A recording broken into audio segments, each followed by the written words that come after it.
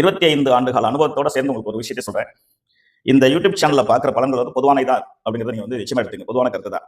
இதை தாண்டி உங்களுடைய வாழ்க்கையில் உங்களுடைய ஜாதகத்தில் இருக்கக்கூடிய முழு பலனை தெரிந்து கொள்ள வேண்டும் என்பது உங்களுடைய ஆவலாக இருக்கும்.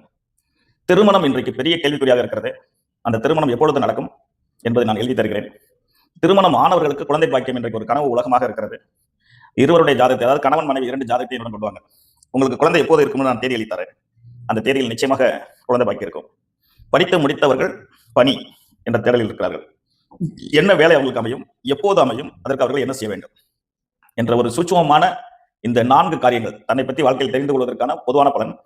திருமணம் தடை, திருமணத்திற்கு பிறகு குழந்தை, பணி, அதாவது வேலை. இந்த 4ம் உங்களுடைய வாழ்க்கையில் மிகப்பெரிய ஒரு கேள்விக்குறியாக இருக்கிறது. இந்த 4க்கும் என்னால் தேதி எழுதி கொடுக்க முடியும், விடை சொல்ல முடியும், பரிகாரம் இல்லாமல். ஆகவே இதை பார்க்கின்ற எனது அன்பு சகோதர சகோதரிகள் கேட்டு பயன்பெறுவதோடு, முடிந்த அளவு இந்த கேள்விகள் உங்களுக்குள் இருந்தால் என்னை நேரடியாக சந்திக்கவும். அர்த்தமுள்ள ஜோடம் என்ற தலைப்பில் என்னுடைய ஃபோன் நம்பர் இருக்கும். ஃபோன் பண்ணி கேட்டுட்டு எந்த ஊரில் இருந்தாலும் என்னை நேரடியாக வந்து பாருங்க. வர முடியாதவர்கள் வாட்ஸ்அப் மூலம் ஃபோன் ஜாதகத்தை அனுப்பிச்சுட்டு ஃபோன்லேயே நேரடியாக பேசிக்கலாம். கூடுமானவரை நேரடியாக சந்திப்பது நலம். முடியாத பட்சத்தில் வாட்ஸ்அப் மூலமாக நாம் இப்போ பேசிட்டு இருக்கோம். அதன் மூலமாக உங்களுக்கு என்னால் உதவி செய்ய முடியும். நீங்கள் கேட்குற பலன்களை கேட்டு எழுதி வைத்துக் கொள்ளவும்.